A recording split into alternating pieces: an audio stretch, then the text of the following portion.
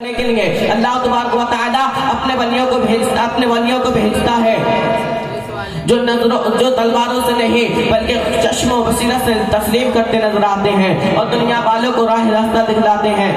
हज़रात, एक वाक़या आपके सामने पेश करता हूँ। हमारे बड़े पीर हुजूर गौसे आज़म रज़ी अल्लाह तआला अन्हु ने 18 साल की उम्र में अपनी वालिदा माजिदा से इजाजत लेकर जीलान से एक काफिले के साथ बगदाद शरीफ का सफर फरमाया, जो तकरीबन 400 मील का सफर है।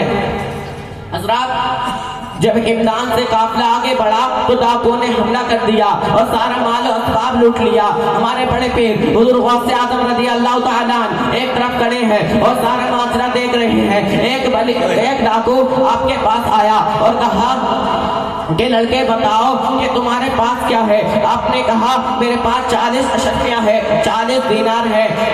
वो डाकू आपकी बात को मजाक समझकर चला गया। फिर दूसरा डाकू आया, उसने भी वही सवाल किया, आपने उसको भी वही जवाब दिया, वो भी आपकी बात को मजाक समझा और चला गया। जब ये दोनों डाकू अपने सरदार के पास पहुंचे तो सारा वाक़या बयान किया। सरदार ने कहा जाओ उस लड़के को हमारे पास लेकर आओ। हमारे बड़े पीर हुजूर गौसे आज़म रज़ी अल्लाह तआला डाकुओं के सरदार के पास लाए गए। सरदार ने कहा साहबजादे सच बताओ कि तुम्हारे पास क्या है।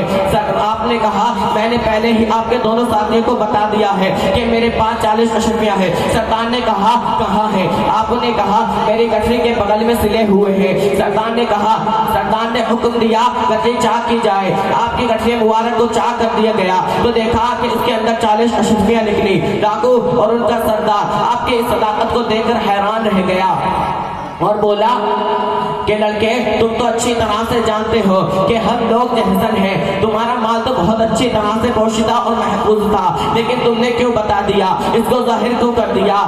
मेरे बड़े पीर हुजूर गौसे आज़म रज़ी अल्लाह तआला मुस्कुरा कर फरमाते हैं क्या मैं झूठ बोल देता।